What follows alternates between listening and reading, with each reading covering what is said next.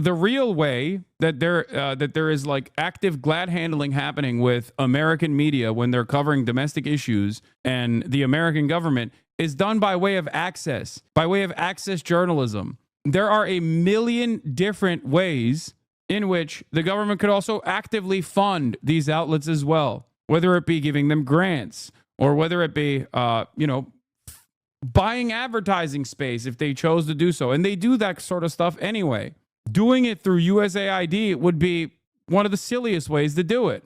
They covered Gamergate because USAID has a designated task force in between trying to, I don't know, undermine the Cuban government by setting up like a fake internet or I don't know, another failed initiative where they try to like task rappers in rapping about how Fidel Castro sucks or whatever, on Cuban soil.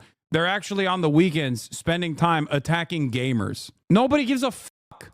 In the grand scheme of things, nobody cares about gamers. If you think that there's this level of interest in the government oppressing gamers, you are out of your mind. I don't know what to tell you. I cannot believe that this is like actual commentary on the realm of politics. And it's getting a lot of motion. It's 700,000 views. Yeah. The U.S. government made Stellar Blade's titties smaller. We must investigate. We are the most persecuted minority. I can't believe that we've gotten here. This is reality now. With the glass ceiling broken, all the oppressed groups shall prosper, especially the most oppressed group of all, gamers. That's where we're at now. Like, low key, this is not even something shit that we used to joke about in terms of like, oh no, you came after gamers, is like unironically a rallying call now. It's no longer a meme. It's reality. People do legitimately believe this. It's crazy. Asmongold is the Fred Hampton of Gamergate. A real threat to the established order is gamers. The American government does not want you to jerk off to big-tittied main characters. They do not want that. They will do everything to stop that. So this is the thing, guys. I want these people to suffer because that's what they did to me. I want to set an example. What did they do to Asmongold? Like, what is happening? What have they done to Asmongold? They made his games bad? Oh my God. Get rid of these people. Put them like completely out of their jobs. Get rid of them. Make an example of them. Say, listen, this is what happens. Gamers rise up. What goes around? Yep, what goes around comes around. And we're coming. Someone in the chat said, how do they make you suffer? 4 years of a destruction of my favorite games. Fight fire with fire. Like, this reads as a parody. And if someone had actually sent this to me as a joke, and they were like, look, Asmongold is doing parody of like the sweatiest nerd you've ever seen. Isn't this funny? I'd be like, yeah, this is actually pretty good. It's pretty solid in terms of parody. Turns out it's not. This is something truly, this is something that like, lolly PFP accounts unironically believe. I really don't understand. Can you explain, please, what's happening? Here, let me uncover the layers of misinformation. Number one, USAID's funding gets cut. The Trump administration rolls back USAID initiatives. Okay. USAID, created by JFK, is a separate department that is tasked with doing aid all around the world. A big chunk of that is to beef up America's soft power capabilities, but also a big chunk of that is also to engage in covert operations at the behest of the CIA to engage in foreign destabilization against our foreign adversaries, which leads me to be confused by Trump's decision overall, but I guess it doesn't really matter. Anyway, so obviously the aid for soft power or even to, defend American destabilization in other nations is still actively a good. And you can't have that, okay? According to the Trump administration, you can't do something that helps people, even if it is aiding a larger cause that will end up aligning with American interests. You can't do that. God forbid. That's the first start of the story.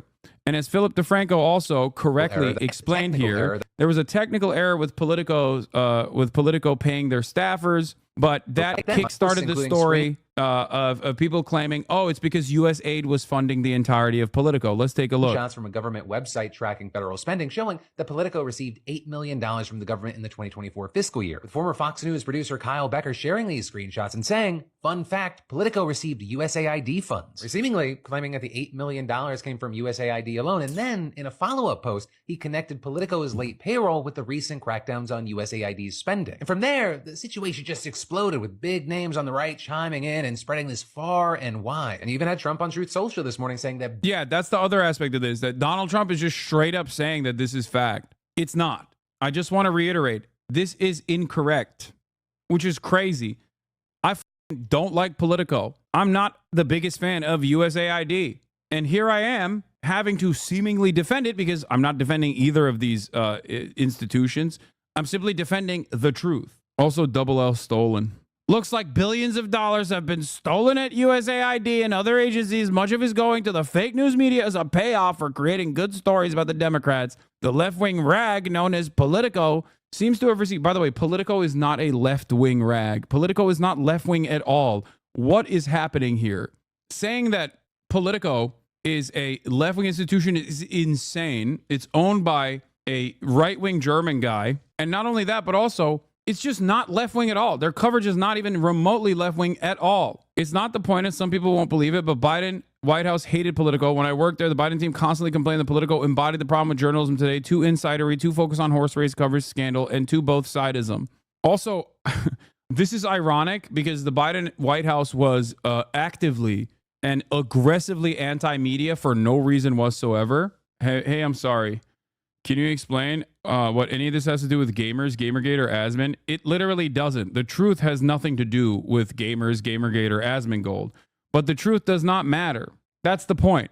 Because Asmongold is claiming that on top of this misinformation that came out, that he wanted to add his own layer of silliness to the conversation by, I guess, reading a tweet from a Lolly account, a Lolly PFP account, that claimed that Politico was actually getting paid by USAID to do anti-gamer coverage. It's probably the most ridiculous thing that could have come out of this. It's so ridiculous. I feel like even the Fox News people would laugh at this shit. Then, with all this, there's been a whole lot of pushback against this narrative. For example, the Washington Post pointing out that if you look deeper into the government spending website, you'll see that USAID gave Politico only $44,000 during the fiscal years of 2023 and 2024. Right, and that was reportedly for subscriptions to an energy and environment publication that the company produces. And then that $8 million, right, the amount the entire government spent on Politico last year, most of that reportedly came from contracts from subscriptions to their premium services. In fact, you had the Post reporting that just days ago, the White House's Office of the National Cyber Director signed a $35,000 contract for a Politico Pro premium subscription for 15 users. Or with that service, tracking, analyzing, and providing updates on the entire public policy landscape. I mean, for example, the Post reports that committees led by Republicans dropped $500,000 on Politico subscriptions in the first 9 months of last year, with 38 Republicans in the House reportedly spending $300,000 for subscriptions within the same time period. But follow to stay in the loop. That's it. USAID is not funding Politico. Politico does pro-State Department propaganda because that's what the American media is tasked with doing. They don't need to get paid directly by the government. They don't need to be incentivized in that way. The incentive structure nowadays is simply elevating people who already get that level of access. The incentive structure revolves around access. They play ball with the government and beef up government narratives and rarely ever undermine the established hierarchy because those are the people that get elevated to the top. They are stenographers. But in terms of like the USAID paying for a political subscription, Politico Pro subscription, that makes sense. Is USAID something that was exclusively used by the Democrats? No, of course not. What? No, obviously not. It is, just like everything else with foreign interference or foreign policy, is uniparty. It's bipartisan. Wait, Joe on the crazy USAID spending being uncovered? I just never thought I could spend years and years talking about USAID being utilized in incredibly inappropriate ways. Okay. And these guys are just destroying. These guys actively have destroyed that. They've undermined it. It's like saying the CIA is woke. We need to shut it down. Oh my God. Can you imagine? Like Joe Rogan starts talking about how the CIA is doing woke and gay in other countries and we have to put an end to it, you know? and then they do. I feel like you can get these guys to be on board with anything as long as you say it's woke and gay. Usaid thing that's going on. You know, Mike Benz has been on that like a pit bull, and